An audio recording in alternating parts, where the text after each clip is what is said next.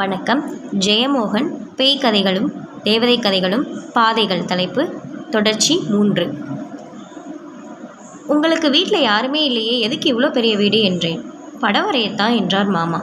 நான் அந்த வீட்டுக்குள்ளே போன விஷயத்த அம்மாட்ட சொல்லலை. அடுத்த நாள் எங்கள் வீட்டில் எல்லாரும் சுசீந்திரம் தேர் பார்க்க போனோம். கன்னியாகுமரிக்கும் போயிட்டு நாராயணன் சித்தப்பா வீட்டில் தங்கி 4 நாள் கழித்து நள்ளிரவில் திரும்பி வந்தோம். மறுநாள் காலையில் எழுந்து கருப்பட்டி காப்பி குடித்ததுமே நான் கால் சட்டையை கையில் பிடித்து கொண்டு மாமா வீட்டுக்கு ஓடி போனேன். கதவு சாத்தி இருந்துச்சு. மாமா என்றேன். வா வா என்றார் அவர் உள்ளே இருந்து. நான் கூடத்துக்குள்ளே நுழைந்ததும் பிரமிப்பும் குழப்பமா நின்றேன். கூட முற்றிலும் மாற்றி கட்டப்பட்டிருந்தது. 2 புதிய வாசல்கள் திறந்தன. ஒன்று சற்றே இருட்டின ஓரறை நோக்கி திறந்தது. உள்ளே மங்கலான மின்விளக்கு மட்டும் எரிய, உள்ளே யாரும் இல்லை. மேஜை நாற்காலிகள் மீது மட்டும் வெளிச்சம். மேஜை மீது சில புத்தகங்கள், ஒரு காலி டம்ளர். இன்னொரு கதவு முழுக்க திறந்து கிடந்தது. உள்ளே அதற்கடுத்த அறைக்கான வாசல், அதற்கு அடுத்த வாசல், அதுக்குள்ள இன்னொரு வாசல். அப்பால் வெயில் சரிந்து விழுந்த கொல்லப்புறத்தில் சில வாழை இலைகளும் ஒரு தென்னை ஓலையும். நான் மாமா என்று கூவியபடி அந்த வாசலில் நுழைய முயன்று முகத்தில் அரைபட்டு நின்றேன். ஒரு கணம் என் மூளை குழம்பிய பிறகே அது சுவரில் வரையப்பட்ட ஓவியம் என்று தெரிந்தது. இன்னொரு வாசலை தொட்டு பார்த்தேன். அதுவும் ஓவியம். எனக்கு அறிமுகமான பழைய வாசலையும் மெதுவாக ஐயத்தோடு தொட்டு பார்த்தேன். அதுவும் ஓவியமே என்று தெரிந்தபோது என் மனம் முழுக்க பயம் பிடித்தது. திரும்பிவிட எண்ணில் கதவை நோக்கி சென்றேன். வெயில் பரவிய தோற்றத்துடன் அவ்வாசலும் ஓவியம் போல தான் இருந்தது. அதை நோக்கி செல்ல எனக்கு தைரியம் வரலை. 4 பக்கமும் வாசல்கள், 4 ஓவிய வாசல்கள். பீதியோட நான் அழ ஆரம்பிக்கும் போது 2 அறையில் ஜன்னல் பெயர்ந்து விலகி அங்கு ஒரு கதவு திறந்து மாமா வந்தார். பயந்துட்டியா என்றார். நான் உடனே விசும்பி அழுதேன். அவர் என்னை தோளை தொட்டு அணைச்சிக்கிட்டாரு. வா என்று அழைத்து சென்றார். உள்ள பல அறைகளில் வண்ணம் தீட்டப்பட்டிருந்தது. முடிவடையாத ஓவியங்கள்.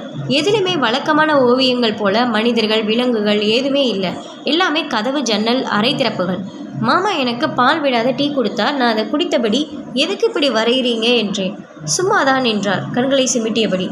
பேய்கள் நம்மளை பிடிக்க வந்தா வழி தெரியாமல் குழம்பி போயிடும்பாரு, அதான். நான் வயிறு குபீரிட எழுந்து விட்டேன். மாமா என் கையை பிடித்தார். எங்கே ஓடுற? இங்கே பேய் இருக்கா?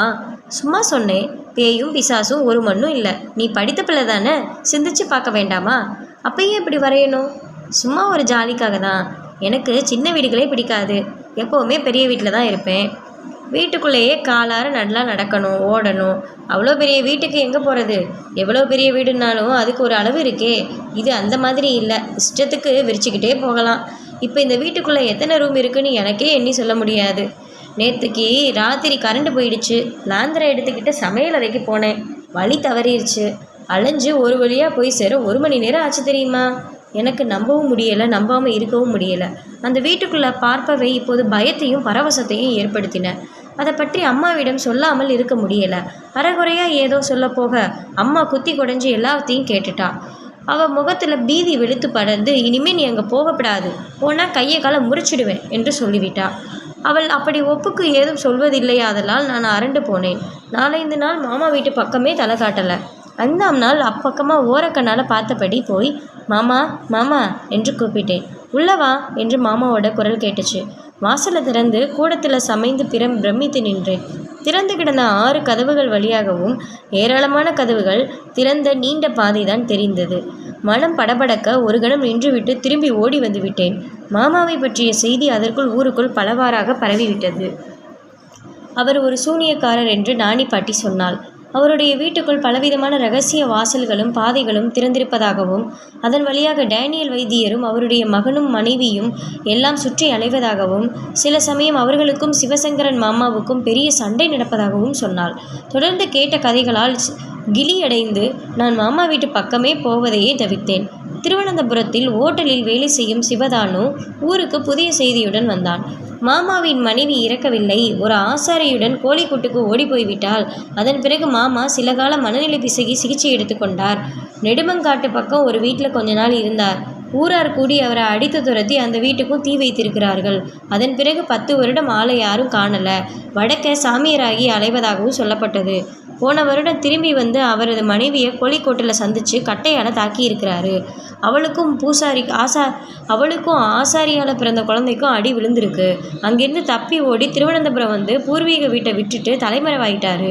கோழிக்கோடு போலீஸ் தேடி வந்தபோது தான் எல்லாருக்கும் விஷயம் தெரியும். சிவதானுவின் ஓட்டலுக்கு நேர் பின்னால் தான் அவரது வீடு.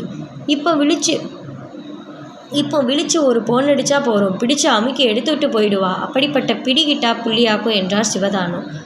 நான் மறுநாள் மாமாவின் வீட்டு முன் பூவரச மரத்தடியில் நின்று வீட்டையே வெறித்து பார்த்து கொண்டிருந்தேன். வெந்நீர் சுவர்களும் சிமெண்ட் கூரையும் கொண்ட உயரம் குறைவான வீடு. வெளியே இருந்து பார்க்கும்போது மிகவும் சாதாரணமான மற்ற எல்லா வீடுகளைப் போல தான் இருக்கிறது. ஆனால் அதற்குள் எத்தனை ஊடுவாசல்கள், கதவுகள், ஊடுவழிகள், ரகசிய பொந்துகள்! உள்ளே போகும் ஒருவர் மீண்டு வரவே முடியாதபடி மாட்டிக்கொள்ள முடியும். நாட்கணக்கில், மாசக்கணக்கில், வருடக்கணக்கில் என மூச்சு திணறியது. சிறுநீர் வந்து முட்டி ஒரே ஓட்டமாக திரும்பி ஓடி வந்துட்டேன். அன்றிரவு பிறகு என் கனவுல நான் விசித்திரமான வாசலை திறந்து திறந்து சுற்றியலைந்து வழி தவறி பயந்து சிறுநீர் கழித்து விழித்து கொண்டேன்.